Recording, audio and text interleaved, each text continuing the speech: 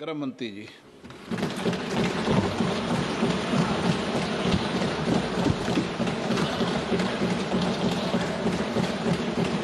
सम्माननीय अध्यक्ष जी, मैं आज पहलगांव में निर्दोष यात्रियों की नृशंस हत्या पाकिस्तानी आतंकवादियों के द्वारा जो की गई और उसके जवाब में देश के प्रधानमंत्री जी ने दृढ़ इच्छा शक्ति का परिचय कराते हुए ऑपरेशन सिंदूर की सेना को परमिशन दी और हमारे वीर जवानों ने सटीकता बहादुरी के साथ पाक स्थित आतंकवादी अड्डों को चूर चूर करने का काम किया। वो घटना पर जो बहस हो रही है, इसमें हिस्सा लेने के लिए मैं खड़ा हुआ हूं। माननीय अध्यक्ष जी, सबसे पहले पहलगांव में जो नृशंस हत्या की गई निर्दोष नागरिकों की, धर्म पूछकर उनको मारा गया, इनके परिवार के सामने मारा गया और बड़ी बर्बरता के साथ ये हत्याएं की गई, इसकी मैं घोर निंदा करता हूं। और जो मारे गए हैं इनके परिजनों के साथ अत्यंत हृदय की गहराइयों से मैं संवेदना भी व्यक्त करना चाहता हूं। ऑपरेशन सिंदूर के जवाब में पाकिस्तान के हमारे नागरिक ठिकानों पर गोलीबारी की, इसमें भी कुछ नागरिक हताहत हुए, गुरुद्वारा भी टूटा, मंदिर भी टूटा। जो भी नागरिक उसमें घायल हुए हैं और जो हताहत हुए हैं, वो सभी के प्रति मैं पूरे सदन की ओर से गहरी संवेदना व्यक्त करना चाहता हूं। माननीय अध्यक्ष जी, कल से यहां पर पक्ष और विपक्ष दोनों की चर्चा चल रही है और स्वाभाविक है, जब इस तरह की नृशंस घटना घटे देश में, तब इस पर मुक्त चर्चा भी होनी चाहिए, चिंतन भी होना चाहिए, आगे न हो इसकी व्यवस्था की भी चिंता होनी चाहिए। माननीय अध्यक्ष जी, मैं विषय पर आने से पहले आपके माध्यम से सदन को और सदन के माध्यम से पूरे देश को ऑपरेशन महादेव जो कल एक हुआ है, इसकी जानकारी देना चाहता हूं। माननीय अध्यक्ष जी, कल ऑपरेशन महादेव में सुलेमान उर्फे फैजल जट, अफगान और जिब्रान, 3 आतंकवादी सेना, सीआरपीएफ और जम्मू कश्मीर पुलिस के संयुक्त अभियान में ऑपरेशन महादेव में मारे गए। और माननीय अध्यक्ष जी, ये जो सुलेमान है, ए श्रेणी का लश्कर ए तोयबा का कमांडर था। पहलगाम हमले में और गगनगिर आतंकी हमले में वो लिप्त था। इसके ढेर सारे सबूत हमारी एजेंसियों के पास है। अफगान ए श्रेणी का लश्कर ए तैयबा का आतंकवादी था और जिब्रान भी ए ग्रेड आतंकवादी था। और माननीय अध्यक्ष जी, मैं सदन को और सदन के माध्यम से पूरे देश को बताना चाहता हूं, जिन्होंने बैसरन घाटी में हमारे प्रवासियों को, नागरिकों को मारा था, ये तीनों आतंकवादी ये थे और तीनों मारे गए।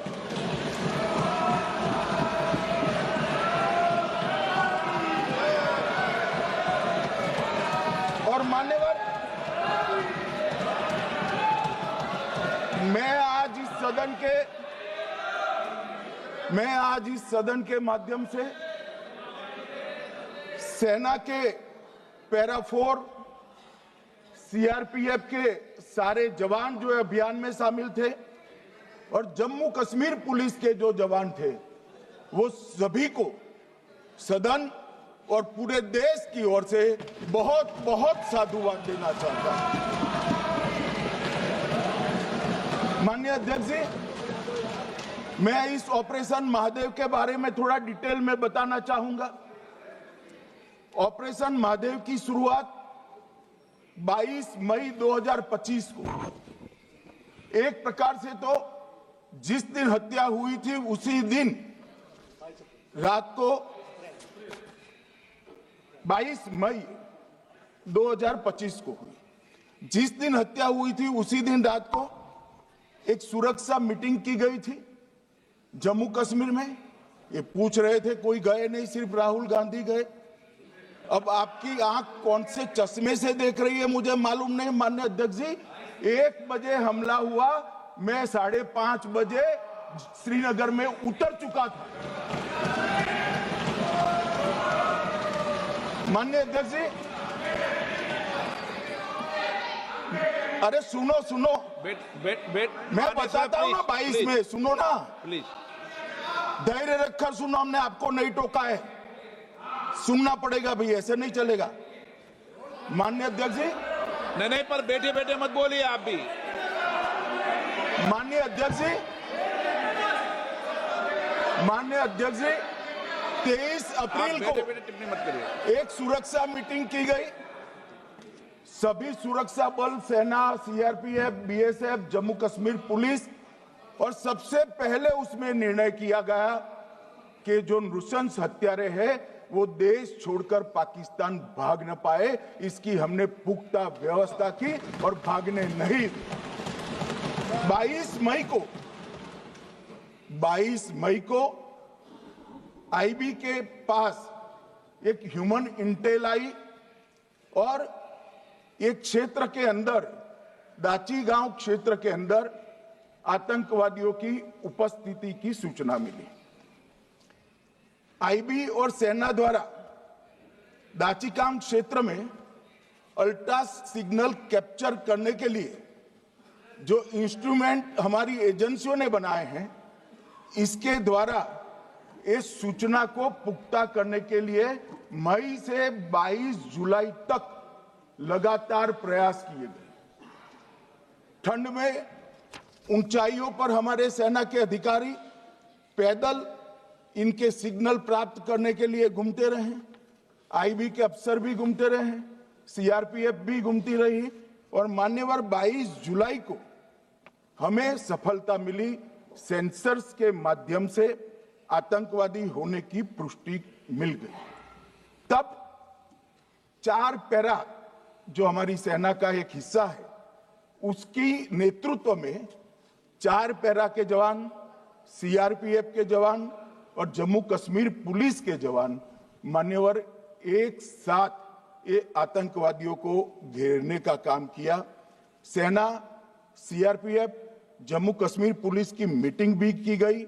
जो 5 ह्यूमन एसेट्स थे उनको भी वहां भेजा गया, और कुल मिलाकर कल जो ऑपरेशन हुआ, इसमें हमारे निर्दोष नागरिकों को मारने वाले तीनों आतंकी मौत के घाट उतार दिए।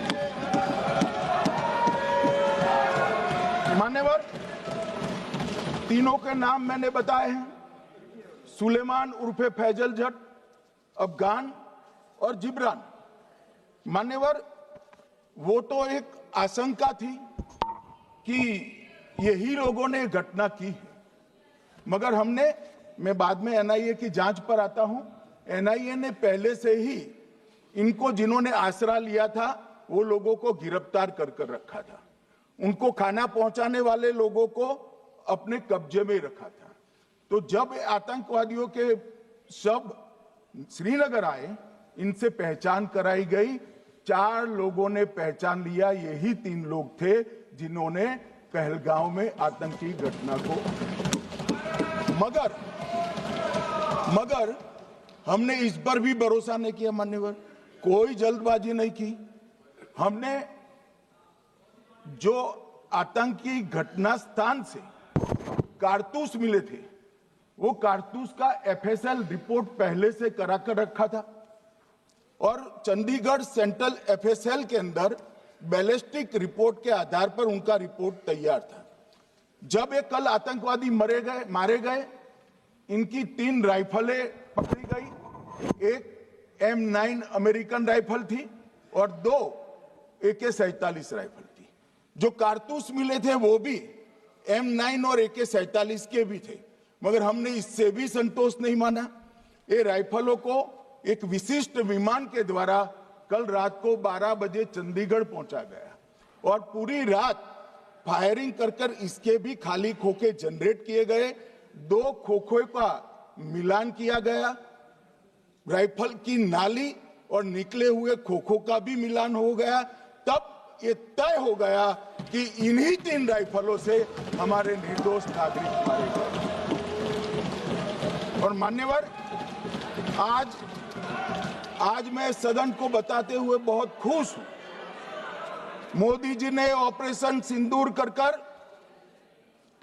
आतंकवादियों को जिन्होंने आतंकवादियों को भेजा था, उनके आकाओं को जमीन में मिलाने का काम किया था। सेना और सीआरपीएफ ने वो आतंकवादियों को भी समाप्त कर दिया। और मान्यवर,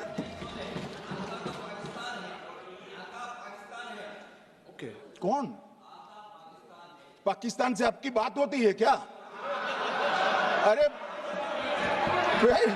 बैठ जाओ भाई।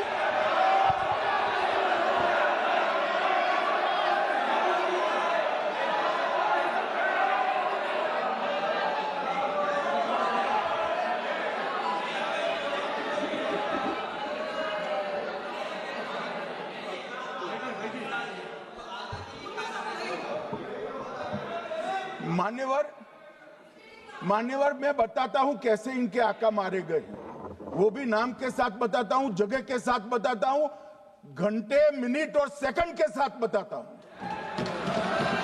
मान्यवर, मैं तो अपेक्षा करता था कि जब एक सूचना सुनेंगे पक्ष विपक्ष में खुशी की लहर दौड़ जाएगी, मगर ये स्याही पड़ गई इनके चेहरे। क्या है मान्यवर, किस तरह की पॉलिटिक्स? भाई, आतंकवादी मारे गए, आपको इसका भी आनंद नहीं है?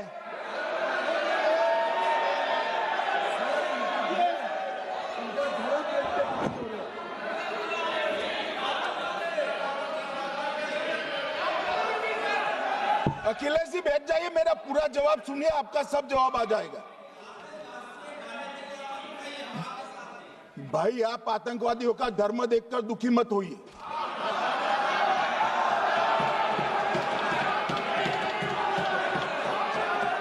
अखिलेश बैठ जाइए यार।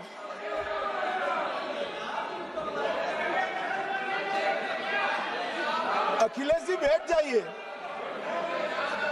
मान्यवर, किसी को संशय रखने की जरूरत नहीं है। बैलिस्टिक रिपोर्ट मेरे पास है, मेरे हाथ में है और 6 वैज्ञानिकों ने इसको क्रॉस चेक किया है। सुबह 4:46 पर फोन पर मुझे 6 ने वीडियो फोन पर कहा है कि 100% वही गोलियां हैं जो वहां चलाई। मान्यवर, ये हमारे देश की सेना, सीआरपीएफ और जम्मू कश्मीर पुलिस, ये तीनों का एक साझा बहुत बड़ा कामयाबी है, जिस पर 140 करोड़ को नाज होना चाहिए, देश की जनता को नाज। मान्यवर, मैं तो गया था वहां पर जब ये घटना हुई। दूसरे दिन इनके परिजनों को मिला था। 6 दिन की शादी वाली बच्ची विधवा होकर मेरे सामने खड़ी थी। आज तक मैं वो दृश्य नहीं भूल सकता। मगर आज सारे परिजनों को मैं कहना चाहता हूं कि मोदी जी ने ऑपरेशन सिंदूर से भेजने वालों को भी मारा और हमारे सुरक्षा बलों ने जिनको भेजा था उनको भी मारा और एक ऐसा सबक सिखाया है कि आने वाले कई दिनों तक कोई ऐसी हिम्मत नहीं कर पाएगा। मान्यवर, मैं थोड़ा एनआईए की जांच के बारे में भी बताना चाहूंगा। मान्यवर, जिस दिन लश्कर तोयबा ने और इसके आउटफिट टीआरएफ ने इसकी जिम्मेदारी ली, उसी दिन हमने तय कर लिया था कि ये जांच एनआईए को सौंप दी जाएगी, क्योंकि एनआईए आतंकवाद के केसों की जांच के लिए, वैज्ञानिक तरीके से जांच करने के लिए और सजा कराने के लिए महारत हासिल की हुई विश्व मान्य एजेंसी है, जिसका सजा कराने का दर 96% से ज्यादा है। मान्यवर, हमने तुरंत ही इसकी जांच एनआईए को दे दी। हमने पूरी व्यवस्था की। सेना, बीएसएफ, सीआरपीएफ और जम्मू कश्मीर पुलिस ने कि ये लोग देश छोड़कर भाग न जाए। और मान्यवर, इसकी जांच की शुरुआत हुई। एक थकाने वाली बहुत लंबी जांच हुई है। जांच के दौरान मृतक के परिजन जो साथ में थे, उनको सभी को चर्चा किए गया। पर्यटकों, खच्चर वालों, पोनी वालों, फोटोग्राफर, कर्मचारियों, विभिन्न दुकान में काम करने वाले लोगों, कुल मिलाकर 1055 लोगों की लंबी 3000 घंटे से ज्यादा पूछताछ इंफॉर्मेशन के लिए की गई और इस सबको वीडियो पर रिकॉर्ड कर दिया गया। और बाद में इसके आधार पर स्केच बनाया गया और ढूंढते 22/6/25 को एक बशीर की पहचान की गई और परवेज की पहचान की गई, जिन्होंने आतंकवादी घटना के अगले दिन आतंकवादियों को शरण दी थी। उनको अपने ढोक में रखा था। वो दोनों को गिरफ्तार कर लिया गया। अब वो हमारी कस्टडी में है। दोनों गिरफ्तार अपराधियों ने खुलासा किया कि 21/4/25 की रात को 8 बजे 3 आतंकवादी बेसरन से लगभग 2 किलोमीटर दूर स्थित परवेज ढोक में आए थे। आतंकवादियों के पास AK-47 और M9 कार्बाइन थी। जो 2 आतंकवादियों ने काली पोशाक पहनी थी और एक ने छद्म वेश किया था। खाना खाया, चाय पी और ढोक से निकलते वक्त कुछ खाना, नमक, मिर्च और मसाले लेकर वो चले गए।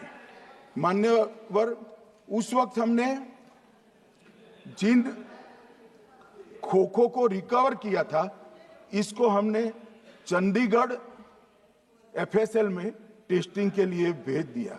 और जब चंडीगढ़ FSL में टेस्टिंग के लिए भेजा गया तो वही राइफल से एप्को आतंकी हमला हुआ था, वो भी निश्चित हुआ।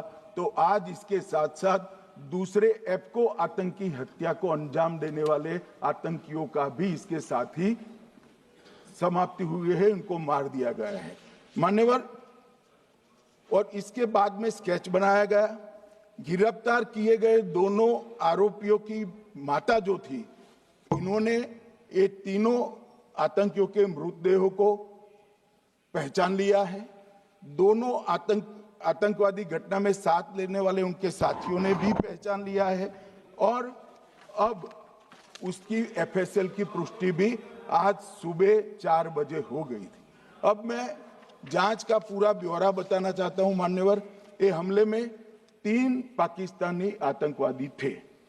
हमले में 2 AK-47 और 1 M9 कार्बाइन का प्रयोग किया गया था। और अब जो पकड़े गए हैं, इसके सुलेमान के कारण एप्को का मामला भी आज रिजॉल्व हो रहा है और आतंकवादियों को पनाह देने वाले 2 स्थानीय लोगों को भी इस केस में पकड़ लिया गया है।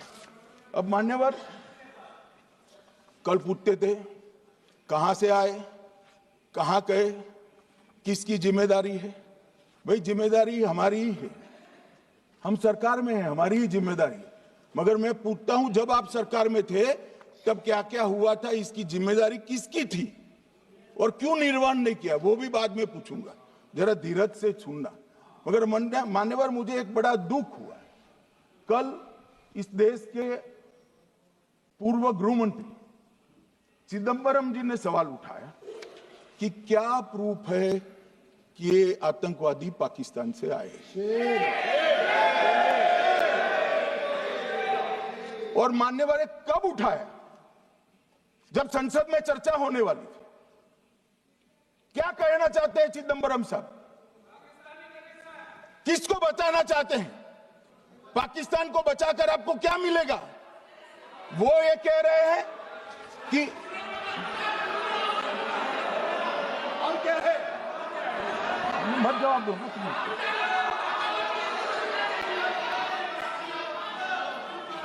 मान्यवर हमारे पास, मैं आज चिदंबरम साहब को कहना चाहता हूं, मैं आज चिदंबरम साहब को आपके माध्यम से कहना चाहता हूं, हमारे पास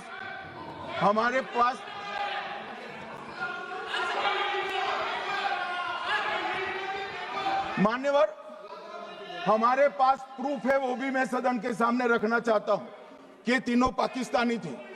3 में से 2 के पाकिस्तान के वोटर नंबर भी आज हमारे पास उपलब्ध है।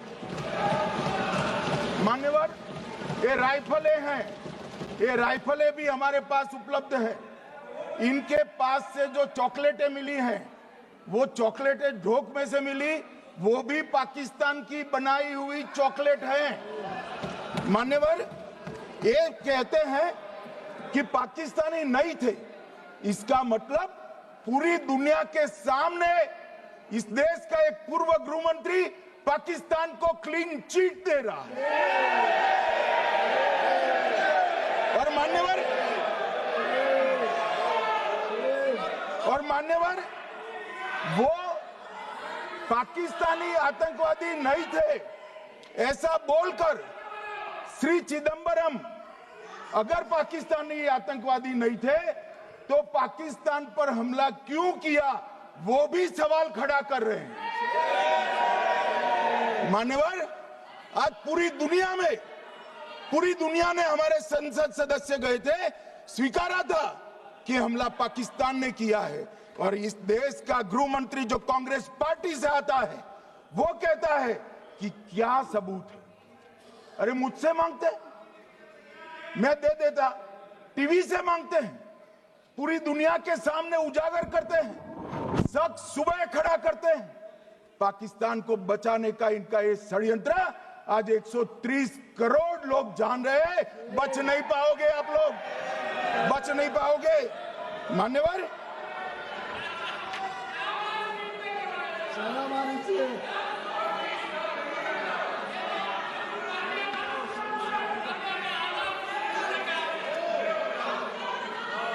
मान्यवर अब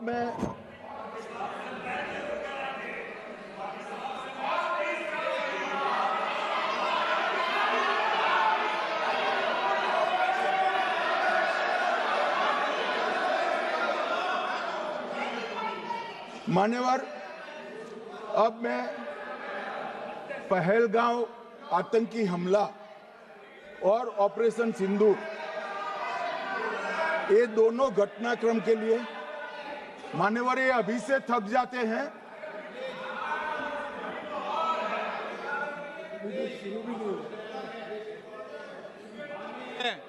प्लीज बैठिए।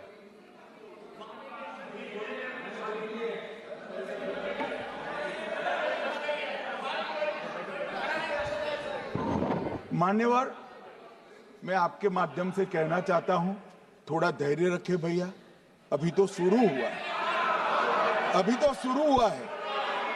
मान्यवर मैं पहलगांव आतंकी हमला और ऑपरेशन सिंदूर के बारे में पूरा घटनाक्रम बताना चाहता हूं। कल ढेर सारे सवाल उठाए।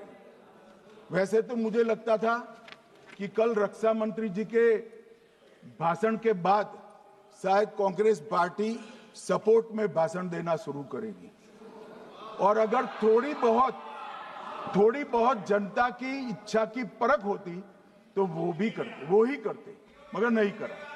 क्योंकि रक्षा मंत्री जी ने बहुत बारीकी से ऑपरेशन सिंदूर की सफलता, इसकी जरूरियात, इसकी प्रासंगिकता और इसके परिणाम, इसके बारे में बहुत अच्छे तरीके से सदन के माध्यम से पूरी देश की जनता के सामने रखा जाए। मगर फिर भी उन्होंने बहुत सारे सवाल किए। अब सवाल किए हैं तो मुझे जवाब देना भी पड़ेगा, उनको सुनना भी पड़ेगा। मान्यवर, मैं पूरा घटनाक्रम बताना चाहता हूं। मान्यवर, 22 अप्रैल को पहलगांव में आतंकवादी हमला हुआ। इसमें 26 लोग मारे गए, 25 भारतीय और 1 नेपाली नागरिक।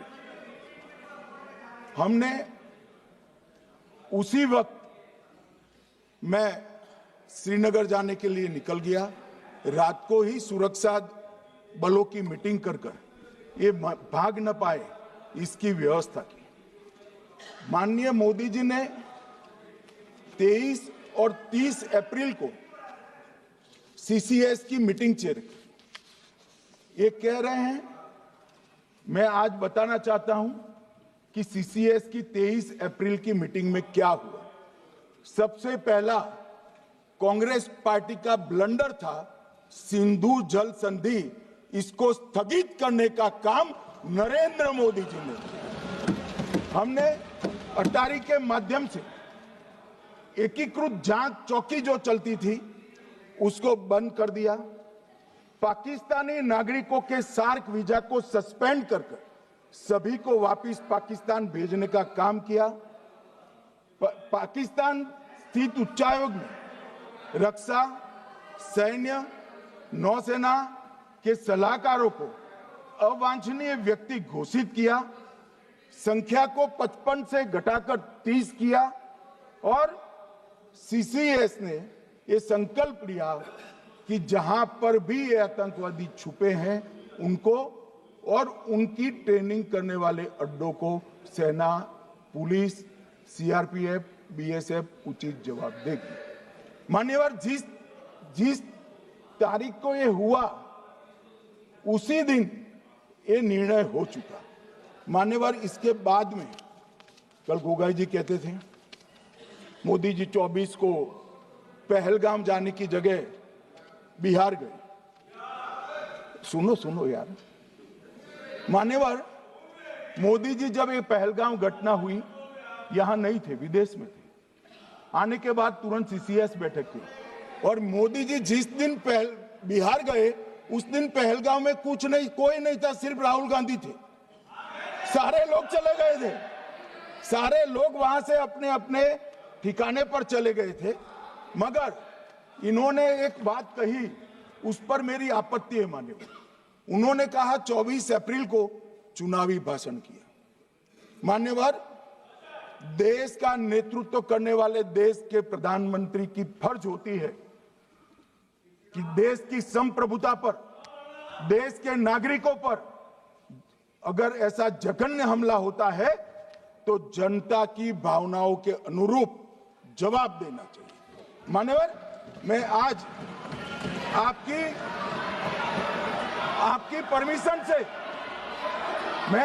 परमिशन से मोदी जी के बिहार भाषण के कुछ अंश पढ़ना चाहता हूं। कोट अनकोट है। 22 अप्रैल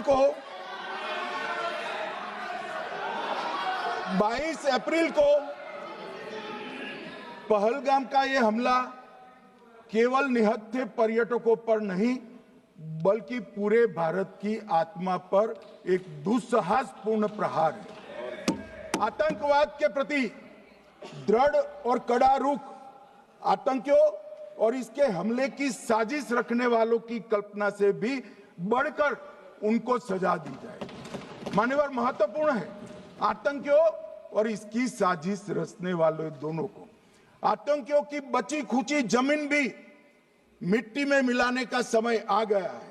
140 करोड़ भारतीय इस बात के लिए एकजुट है कि आतंकी आकाओं की कमर तोड़ दी जाएगी। भारत हर एक आतंकवादी और उनके समर्थकों की पहचान करेगा, उनका पता लगाएगा और उन्हें दंडित करेगा।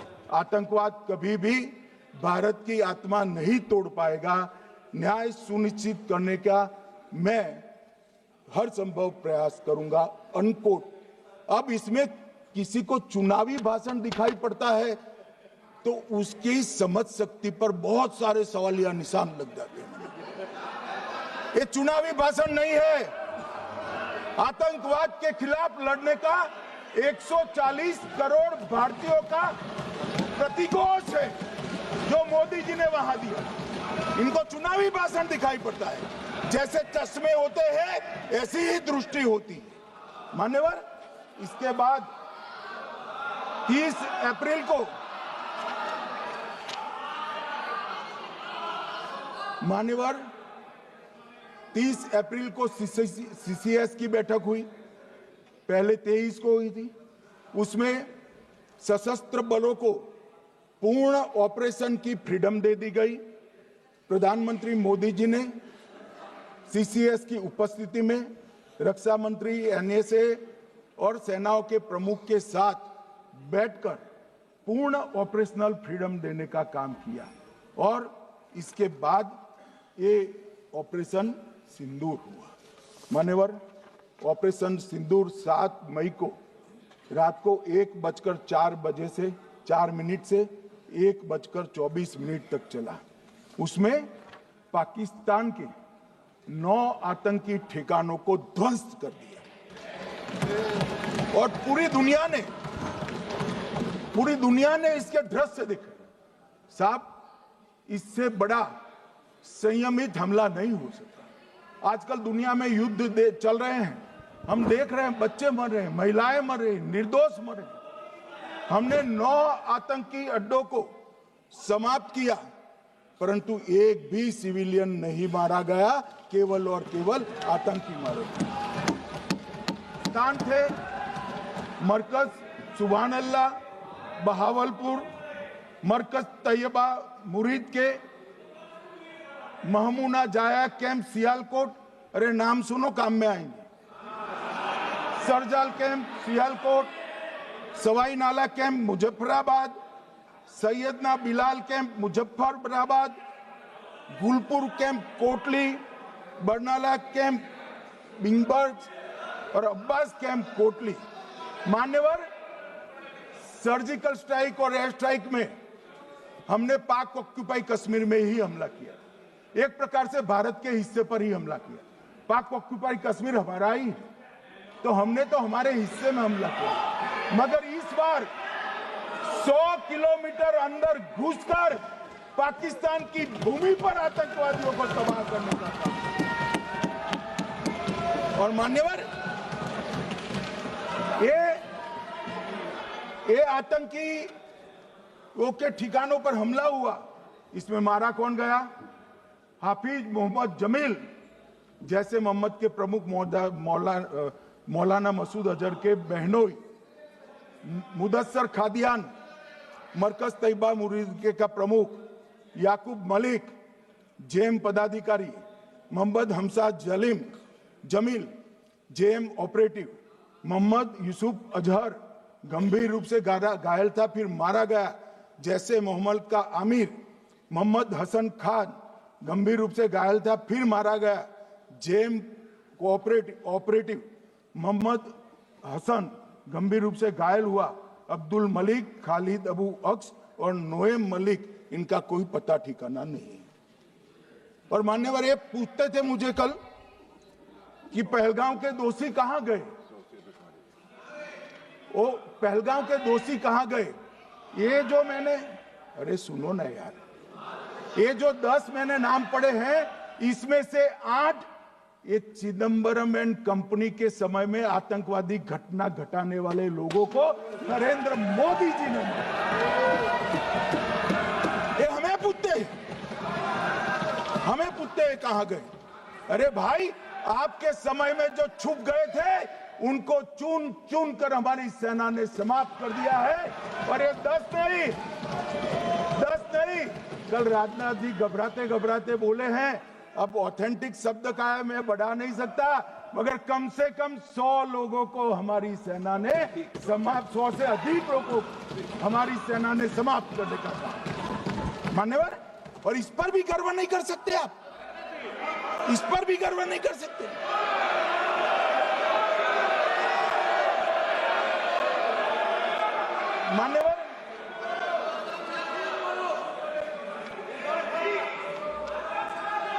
मान्यवर, मई को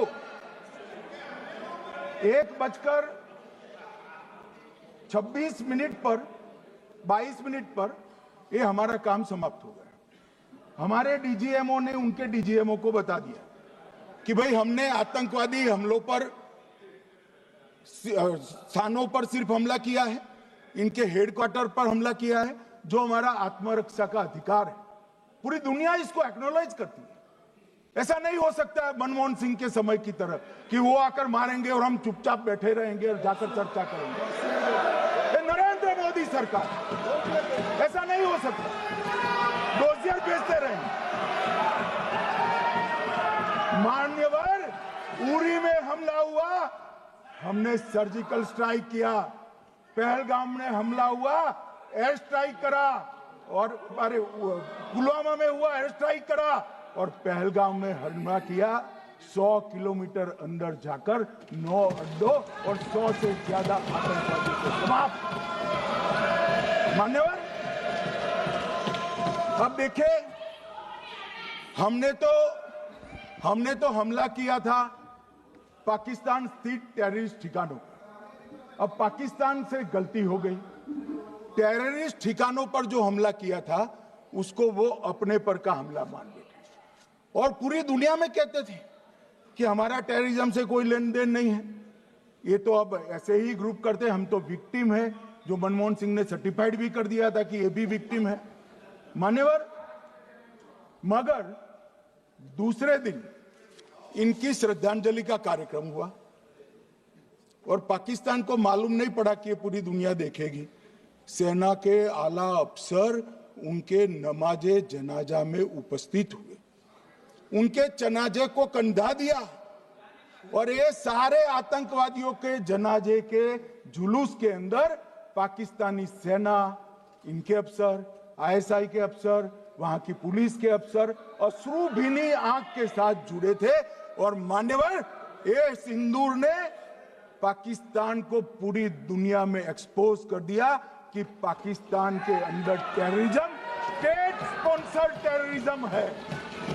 ये पूरी तरह से, मान्यवर, पूरी तरह से एक्सपोज हो गया। 8 मई को पाकिस्तान ने हमारे रिहायशी इलाकों में हमला किया, हमारे सेना के अड्डों पर हमला किया, मगर एक भी मिसाइल से उनका कुछ नुकसान नहीं कर पाई।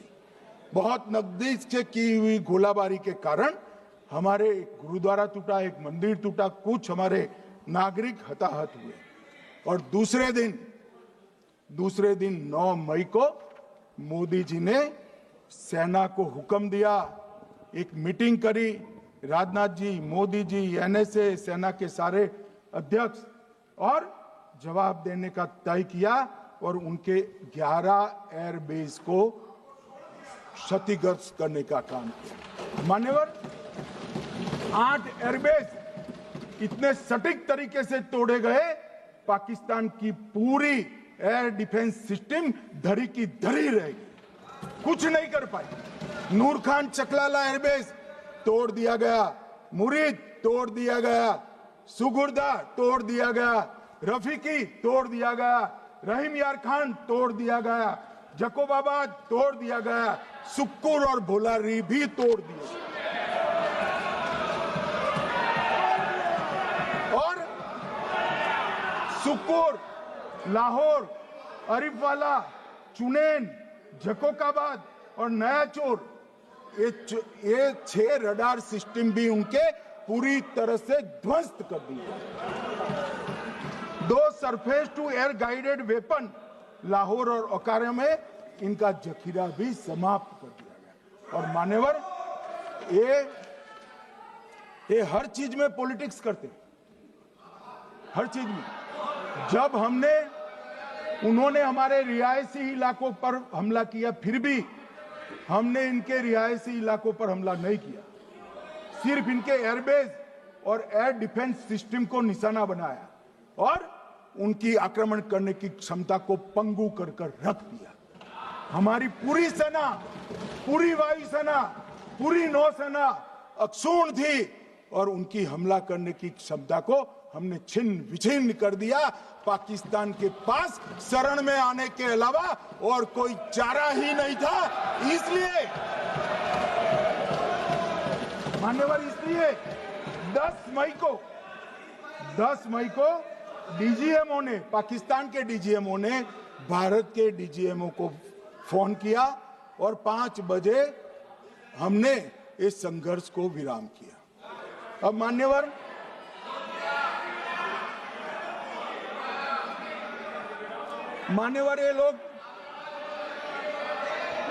ये लोग कल सवाल उठा रहे थे कि इतनी अच्छी पोजीशन में थे, आपने युद्ध क्यों नहीं किया? युद्ध के कई परिणाम होते हैं मान्यवर, करना न करना वो सोचकर करना पड़ता है। मगर मैं इसी देश के इतिहास से कुछ घटनाएं बताना चाहता हूं। 1948 में मान्यवर, कश्मीर में हमारी सेनाएं निर्णायक बढ़त पर थी। सरदार पटेल ना बोलते रहे, जवाहरलाल नेहरू जी ने एक तरफा युद्ध विराम कर दिया। और मान्यवर, मैं बड़ी जिम्मेदारी के साथ कहता हूं, मैं इतिहास का विद्यार्थी हूं। पाक ऑक्यूपाई कश्मीर का अगर अस्तित्व है तो जवाहरलाल नेहरू जी की ये युद्ध विराम के कारण है। इसका जिम्मेदार जवाहरलाल नेहरू है। मान्यवर, 1960 में सरदार पटेल ने विरोध किया था, गाड़ी लेकर आकाशवाणी तक गए थे, घोषणा न करते, दरवाजे बंद कर दिए थे। मान्यवर, 1960 में सिंधु जल पर भौगोलिक व रणनीतिक रूप से हम बड़े मजबूत थे और उन्होंने सिंधु समझौता क्या किया? 80% भारत का पानी पाकिस्तान को दे दिया। मान्यवर, 62 के लड़ाई की बात मैं बाद में करता हूं। 65 की लड़ाई में हाजीपीर जैसे स्ट्रेटेजिक जगह पर हमने कब्जा किया था। 66 में उसको लौटा दिया गया। मैं 71 के युद्ध की भी बात करना चाहता हूं। मान्यवर, 71 में कल राजनाथ जी ने भी बताया, पूरे देश ने इंदिरा जी का समर्थन किया। उन्होंने पाकिस्तान के 2 टुकड़े कर दिए। बहुत बड़ी विजय थी भारत की और सदियों तक भारत इस विजय पर गर्व करेगा। हम सब भी करते हैं, हमें कोई आपत्ति नहीं। मगर हुआ क्या मान्यवर? युद्ध की विजय की चकाचौंध में क्या हुआ? 93 हजार युद्ध बंदी हमारे पास थे, 93 हजार, और 15,000 वर्ग किलोमीटर क्षेत्र पाकिस्तान का हमारे पास था। 93 हजार युद्ध बंदी, उस वक्त की पाकिस्तान की सेना का 42% और 15,000 वर्ग किलोमीटर क्षेत्र। मगर शिमला में समझौता हुआ, पाक ऑक्यूपाई कश्मीर मांगना ही भूल गए। अगर उस वक्त पाक ऑक्यूपाई कश्मीर मांग लेते, न रहेगा बांस, न बजती बांसुरी। ये कैंप तोड़ने की जरूरत न पड़ती साहब आपको, हमको। मान्यवर, इतना ही नहीं, पाक ऑक्यूपाई कश्मीर तो नहीं लिया, मांगना ही भूल गए। 15,000 वर्ग किलोमीटर की जीती हुई भूमि भी वापस दे दी। तय हुआ था पाकिस्तानी नरसंहार के लिए युद्ध अपराध न्यायाधिकरण बनेगा, नहीं बना। सेना ने पूर्वी पाकिस्तान में नरसंहार किया था। 195 पाकिस्तानी अधिकारियों पर मुकदमा चढ़ना था। भुट्टो अपने साथ इंदिरा जी के सामने से छुड़ा कर ले गए। जनरल मानेक शॉ का एक कोट अनकोट कहता हूं, जनरल मानेक शॉ का, जो एक प्रकार से आर्किटेक्ट माने जाते हैं बांग्लादेश विजय के, इन्होंने कहा कि भुट्टो ने भारत के नेतृत्व को मूर्ख बनाया। अब जो शब्द है, मैं आप कोट अनकोट है, इसमें मेरा कुछ नहीं है, ये लोग गुस्सा न हो सकते। I told her into bracket Indira Gandhi, Indira ji को कहा, that he into bracket Bhutto के लिए, he has made monkey out of you. समझ में आता है? ये फील्ड मार्शल साहब ने कहा है मान्यवर, और ये हमें सिखा रहे हैं, ये नहीं किया, वो नहीं किया, फलाना नहीं किया, ठिकाना नहीं किया। अरे भाई, आप तो पाकिस्तान को क्लीन चिट दे रहे हो कि पाकिस्तान ने हमला ही नहीं किया है। क्या अधिकार है आपको पूछने का? कोई अधिकार नहीं है साहब। देखिए क्या होता है, मैंने कहा पाकिस्तान को क्लीन चिट दे रहे हो, तो कनी मोदी जी कह रही है कि हम नहीं दे रहे हैं। कनी मोदी जी, माननीय अध्यक्ष जी, आपके माध्यम से मैं कनी मोदी को बताना चाहता हूं, माननीय सदस्य जी को, कि वो कह रही है हमने नहीं दिया, मगर जिसके साथ बैठते हो उसका दोस्त तो आपके सर पर आएगा ना। चिदम्बरम जी कर रहे हैं, आपके राज्य से है, कांग्रेस के प्रमुख नेता है। देश के पूर्व गृह मंत्री कह रहे हैं कि पाकिस्तान ने आतंकवादी नहीं भेजे थे। क्या क्लीन चिट देना चाहते? किसी को अधिकार नहीं है साहब यहां आतंकवाद पर बोलने का, किसी को अधिकार नहीं। मान्यवर, मैं अब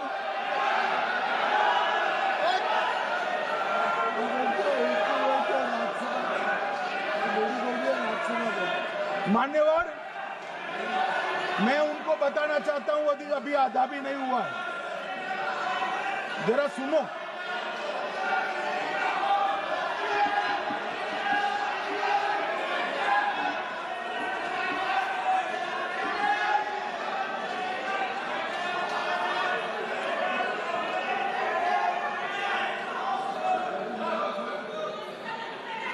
मान्यवर, 62 के चिन्ह में क्या हुआ, 62 के युद्ध में क्या हुआ? ये अभी कल कुछ कांग्रेस के सदस्य चीन का सवाल पूछ रहे थे, मैं आज पूछना चाहता हूं 62 के युद्ध में क्या हुआ? 38,000 वर्ग मीटर, पूरा सदन ध्यान से सुने, 38,000 वर्ग मीटर अक्साई चीन का हिस्सा चीन को दे दिया गया, और वर्ग किलोमीटर ही बोला, वर्ग किलोमीटर। और मान्यवर, ऐसी ही चर्चा उस वक्त सदन में हुई।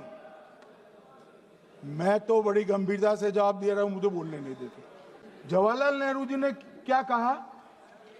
वहां घास का एक तिनका भी नहीं उगता है, वो जगह को क्या करे?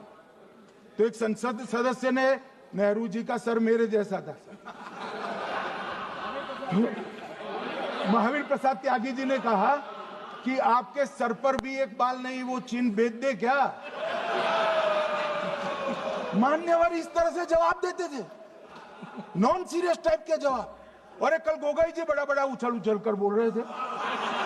अरे गोगोई जी, आपको मालूम है उन्होंने चीन के बारे में, आसाम के बारे में क्या क्या था? आसाम को आकाशवाणी पर बाय बाय कह दिया था। रिकॉर्डिंग है, रिकॉर्डिंग है।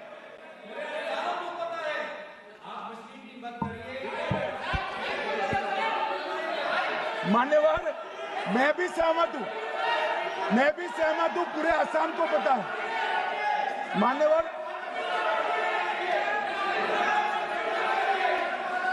मान्यवर,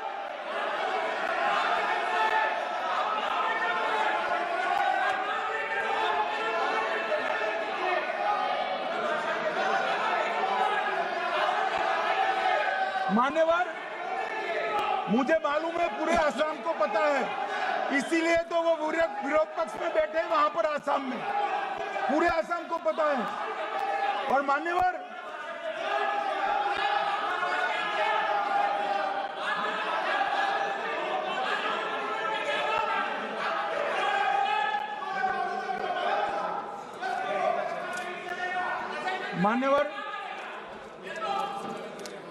मान्यवर, जोर से बोलने से सत्य को छिपाया नहीं जा सकता।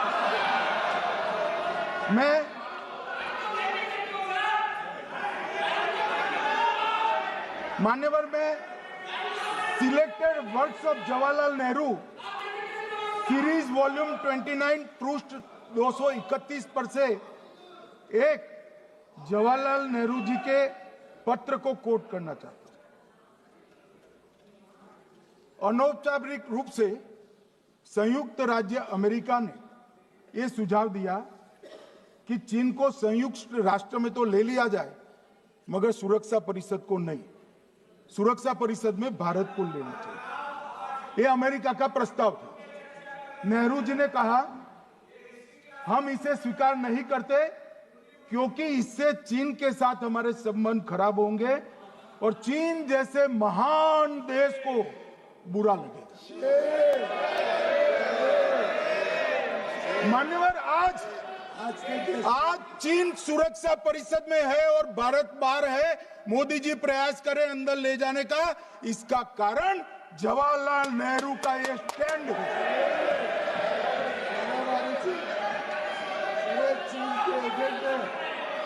और मान्यवर, ये तो पीढ़ी दर पीढ़ी चलता आ रहा है। राजीव गांधी फाउंडेशन ने चीन के साथ एमओयू कर दिया। अब कहते नहीं है कि एमओयू में क्या था, ये तो बताओ भाई, क्या एमओयू किया था राजीव गांधी फाउंडेशन ने? और जब डोकलाम में हमारे सेना के जवान चीन की सेना के सामने आंख में आंख डालकर बैठे थे, वो चीन के राजदूत के साथ राहुल गांधी मीटिंग कर रहे थे। ये मान्यवर ऐसा नहीं है। जवाहरलाल नेहरू, सोनिया गांधी, राहुल गांधी, तीन पीढ़ी तक के चीन का प्रेम उतरता जा रहा है। मान्यवर,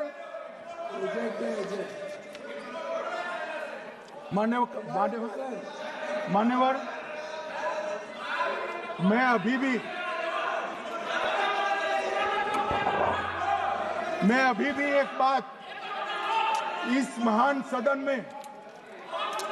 के माध्यम से देश की जनता को कहना चाहता हूं, जो मेरी मान्यता है।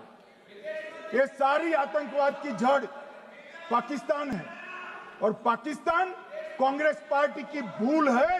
पार्टीशन स्वीकार न करते पाकिस्तान कभी न होता। इन्होंने पार्टीशन को स्वीकार कर देश को तोड़ा है।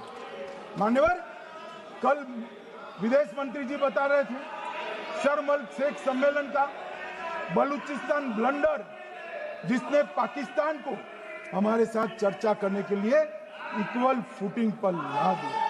मान्यवर, अब ये टेररिज्म की बात करते हैं। मैं इसमें भी पूरे देश की जनता को टेररिज्म की विगत 20 साल की स्थिति से अवगत कराना चाहता हूं। मान्यवर, अटल जी की सरकार थी। 2002 में टेररिज्म को समाप्त करने के लिए अटल जी की सरकार, एनडीए की सरकार, भाजपा सरकार पोटा का कानून लेकर आई।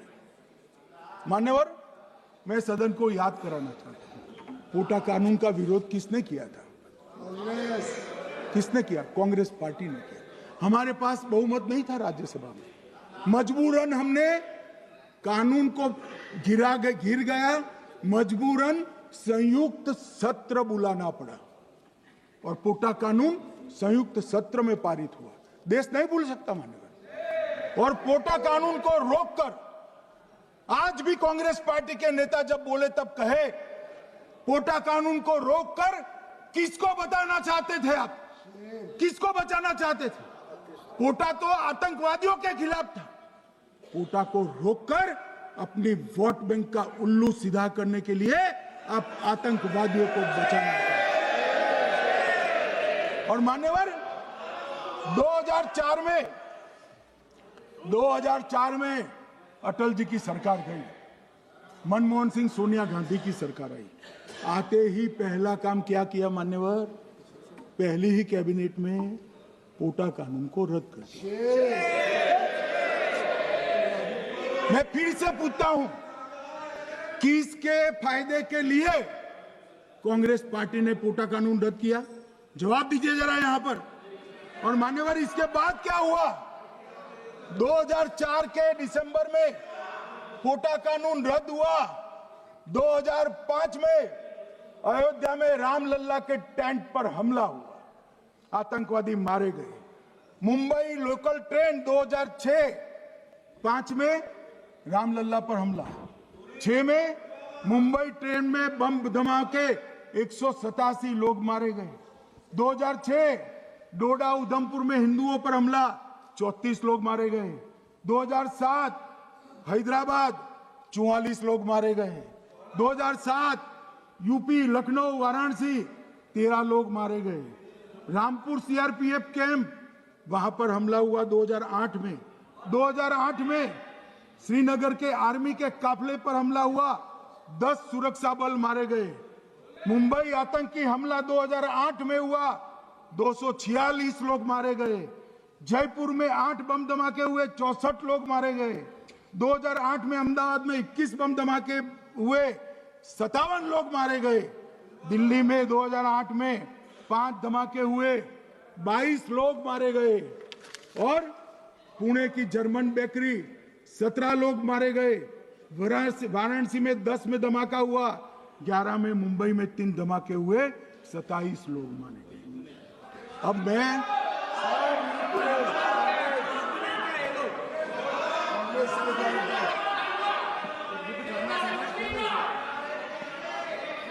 मान्यवर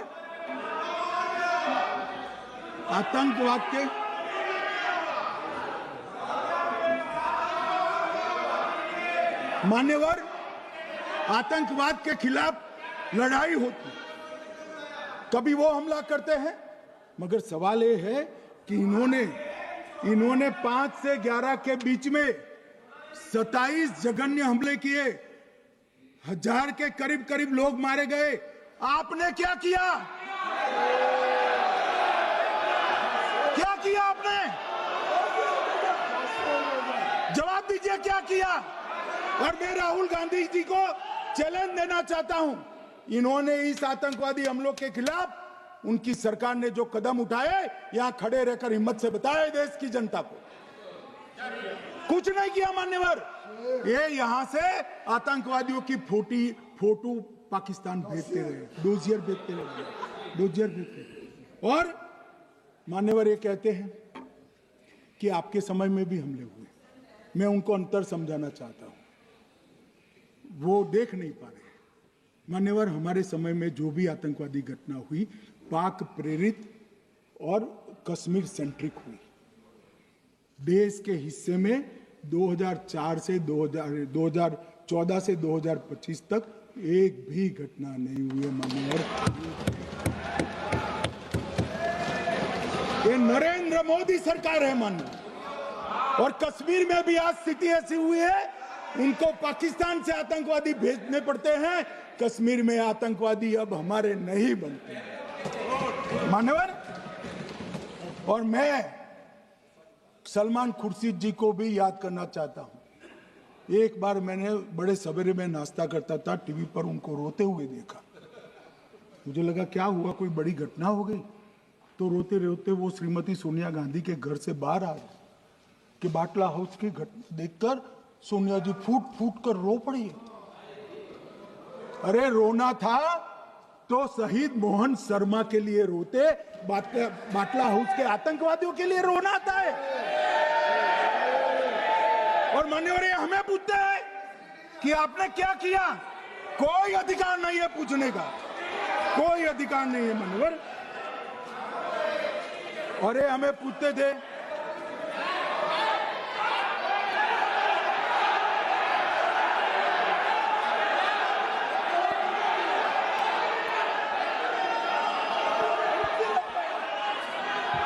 मान्यवर, अभी 25% बाकी।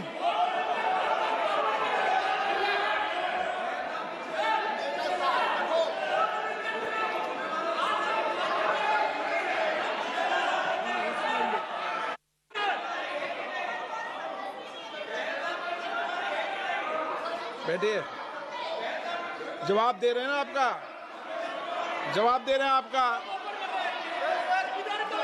पहलगांव के बाद जो घटनाक्रम घटित उसका जवाब दे दिया ना माननीय गृह मंत्री जी ने। आपने पूछा आतंकवादियों क्या हुआ, आतंकवादियों का जवाब दे दिया। क्या पूछना चाहते हैं आप? आपने हर सवाल पूछा, हर सवाल जवाब सुनिए। माननीय गृह मंत्री जी।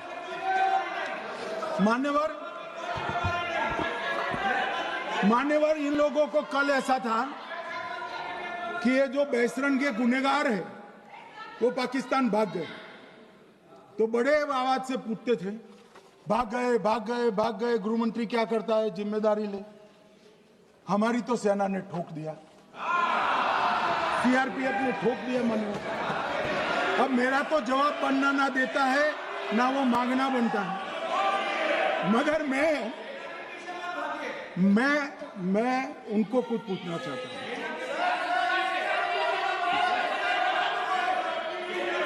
मान्यवर,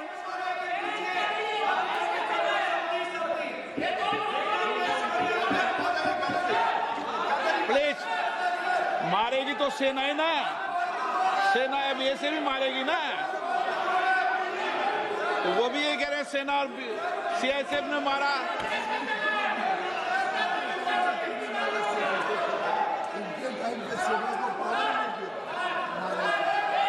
मान्यवर, ये कहते हैं,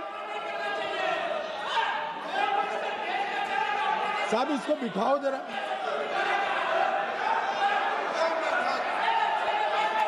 हाँ, प्लीज बैठिए बैठिए बैठिए बैठिए बैठिए।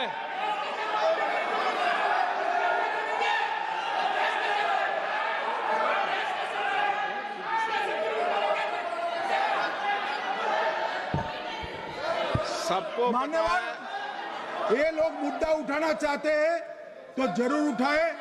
मैं आज सुबह ही सलमान खुर्शीद जी का वो इंटरव्यू मेरे मोबाइल में रिजर्व कर आया हूं। आप जब भी कहोगे ये पूरे टीवी पर बताने के लिए मैं तैयार हूं।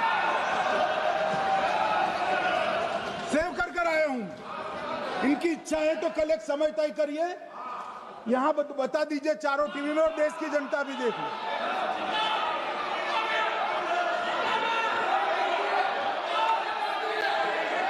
मान्यवर कह रहे हैं, बताओ, आप बताओ, बताना है या नहीं बताना, नहीं पूछो ना उनको। Please please.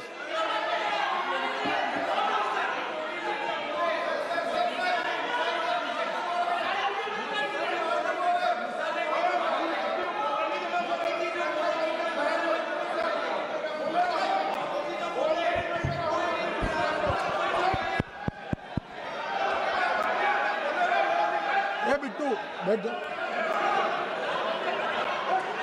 मान्यवर, ये पूछ रहे थे कि क्यों भाग गए।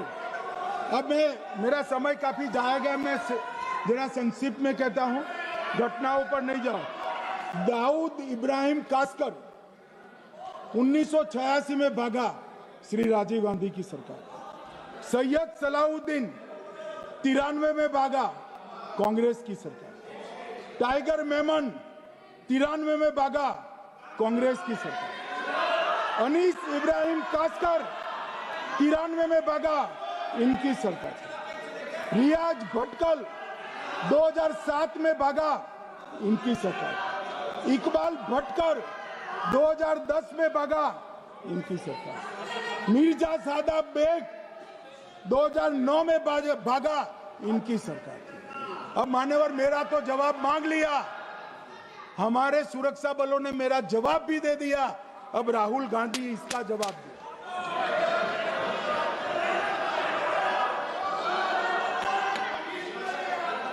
मान्यवर, अब मैं कश्मीर के विषय में मैं बात करना चाहता हूं। कल कहते थे कि गृह मंत्री ने भाषण किया था कि 370 की कलम जाएगी तो आतंकवाद कम हो जाएगा। क्या हो? मान्यवर, मेरा हिसाब देना बनता है। हम भारतीय जनता पार्टी के कार्यकर्ता हैं, ये नरेंद्र मोदी जी की सरकार है, हम जवाबदेह होते हैं जनता के प्रति, संसद के प्रति और देश के हितों के प्रति। मैं आज देश की जनता के सामने 2004 से 14 और 2015 से 25 10-10 साल का लेखा जोखा रखना चाहता हूं। 2004 से 14 में अखंड सोनिया मनमोहन की सरकार थी 10 साल तक, और 15 से 25 अखंड रूप से नरेंद्र मोदी जी की सरकार। कश्मीर में टेरर इंसिडेंट 7,217 हुए थे 2004 से 14 में। 70% की कमी के साथ 2150 हो गए 1525। नागरिकों की मृत्यु 2004 से 14 में 1770 हुई, 2015 से 25 में कम होकर 357 हो गई, 80%। सिक्योरिटी फोर्सेस की मृत्यु 1060 हो गई उस वक्त, और हमारे समय में 542 हुई, और टेररिस्टों की मृत्यु में 123% की वृद्धि हुई। ये हमें पूछ रहे हैं क्या हुआ? आंकड़े से भाग नहीं सकते भाई, आंकड़े से भाग नहीं सकते। और अब मैं कहता हूं कि धारा 370 ने कश्मीर में आतंकवादी इकोसिस्टम को नष्ट कर दिया है, जिस धारा 370 को आपने इतने साल तक बचा कर। हमने जीरो टेरर प्लान बनाया है, एरिया डोमिनेशन प्लान बनाया है, मल्टी लेवल डिप्लॉयमेंट किया है, सुरक्षा जेलें बनाई हैं, 98% ट्रायल अब वीडियो पर हो रहे हैं। हमने संचार साधन बसाए हैं और 702 फोन विक्रेता जेल में डाले, 2667 सिम कार्ड बन गए। हमने एक जमाना था साहब 10-10 हजार लोगों के जनाजे निकलते थे। पूरे देश ने घटनाएं देखी होगी, बुरहान वानी मर गए, फला मर गए, ढिका मर गए, 10-10 हजार। अब जो मारा जाता है उसको वही दफना दिया जाता है। किसी भी आतंकवादी को उसका महिमा मंडन करने के लिए जनाजे की इजाजत नरेंद्र मोदी के शासन में नहीं। मान्यवर, आतंकवादियों के सगे वाले और समर्थक चुन चुन कर हमने नौकरियों से निकाले, पासपोर्ट रद्द कर दिए हैं, गवर्नमेंट कॉन्ट्रैक्ट रद्द कर दिए हैं। 75 से ज्यादा आतंकी समर्थकों को कोर्ट से ऑर्डर लेकर सरकार से बर्खास्त कर दिया गया है। बार काउंसिल उनके समर्थकों से भरी थी, सस्पेंड कर नया लोकप्रिय चुनाव हमने कराया है। मान्यवर, कई संगठन बैन करे, मैं बाद में बताता हूं। विशेष यूएपीए अदालतें बनाई हैं, लगभग मार्च 22 से 25 के बीच में यूएपीए के 2267 मामले हमने जब्त किए हैं, दर्ज किए हैं, 374 कुर्की किए हैं। और परिणाम क्या आया मान्यवर? ये पूछ रहे हैं परिणाम क्या है? शुतुरमुख वृत्ति से अगर मिट्टी में सर रखकर बैठोगे तो कुछ नहीं, सूर्य भी नहीं दिखेगा। मान्यवर, परिणाम आया है। पहले ऑर्गेनाइज्ड टाउन पेल्टिंग साल की 2654 होती थी एवरेज इनकेस में। कितनी मान्यवर? 2654 पथराव होते हैं, 2024 में 0 हो गए। मान्यवर, ऑर्गेनाइज हड़ताल पाकिस्तान से ऐलान करते थे, घाटी बंद रहती थी। पाकिस्तान की भी हिम्मत नहीं है, घाटी में भी हिम्मत नहीं है। इनके समय में साल में 132 दिन घाटी बंद रहती थी, अब ऑर्गेनाइज हड़ताल 3 साल से 0 है। मान्यवर, टाउन पेल्टिंग में नागरिकों की मृत्यु हर साल 112 होती थी, 3 साल से नागरिकों की मृत्यु 0 है।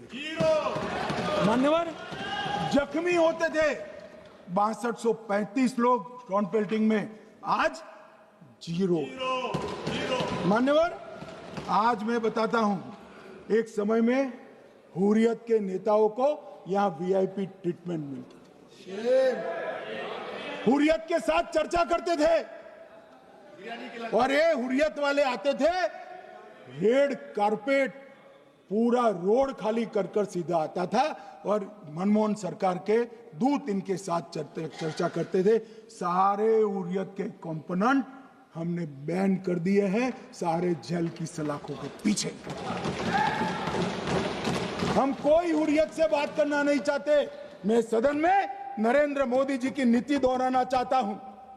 हुर्रियत टेररिस्ट संगठनों के आउटफिट है, हम इनसे बात नहीं करेंगे। हम अगर किसी से बात करेंगे तो घाटी के युवाओं के साथ बात करेंगे, हुर्रियत के साथ बात। मान्यवर, चुनावों के दौरान डर का माहौल होता था, अब 98.3% मतदान हुआ पंचायत चुनाव। कांग्रेस की बंद बहिष्कार का समय बंद हो गया। सेपरेटिस्ट बात करना चाहते थे, अब वो नहीं कर सकते। और मान्यवर, 2019 के बाद हमने कितने संगठन बैन करे, मैं बोलना चाहता हूं, थोड़ा समय चाहिएगा मान्यवर।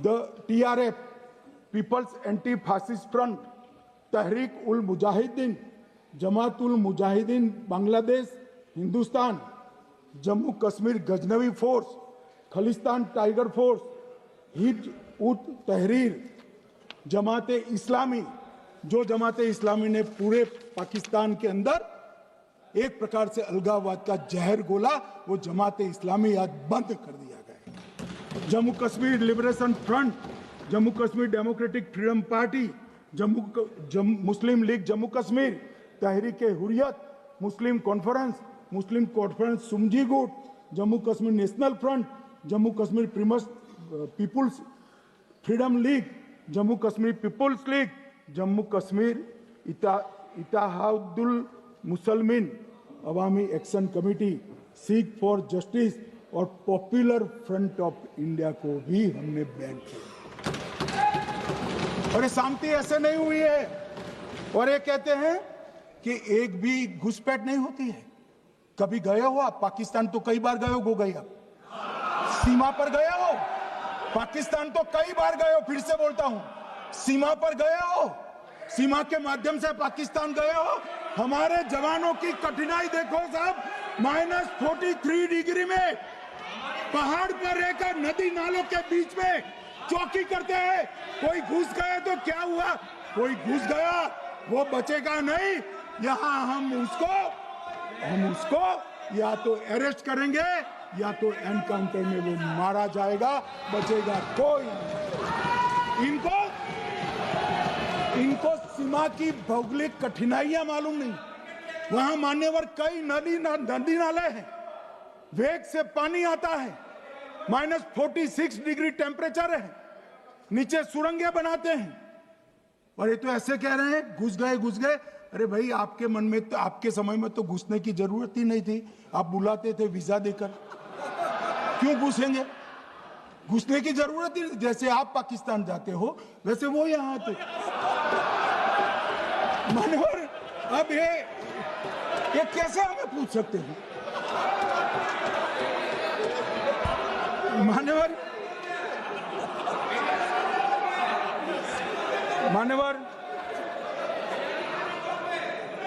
मैं समझ रहा हूं, मान्यवर मैं समझ रहा हूं, पोटा का विरोध करने वाले को नरेंद्र मोदी की आतंकवादी विरोधी नीति नहीं पसंद आई। मैं समझ रहा हूं, पोटा रद्द करने वाले को नरेंद्र मोदी जी की एंटी टेरर नीति पसंद नहीं आई। मैं समझ रहा हूं, टेररिस्टों का बचाव कर वोट बैंक बनाने वालों को एक कोई नीति पसंद नहीं आएगी। मानवर, इसका विरोधी होना है। परंतु मैं आज एक बात यहाँ सदन के सामने आपके माध्यम से सदन को और दुनिया को बताना चाहता हूँ। मानवर, ये नरेंद्र मोदी सरकार है, टेररिज्म के खिलाफ हमारी जीरो टॉलरेंस की नीति है, ऑफर है, और हम विजयी हो। और मान्यवर, मैं फिर से अंत में ऑपरेशन महादेव में जुड़े हुए सेना, CRPF और जम्मू कश्मीर पुलिस के सभी जवानों को 2 हाथ जोड़कर प्रणाम कर बहुत बहुत धन्यवाद।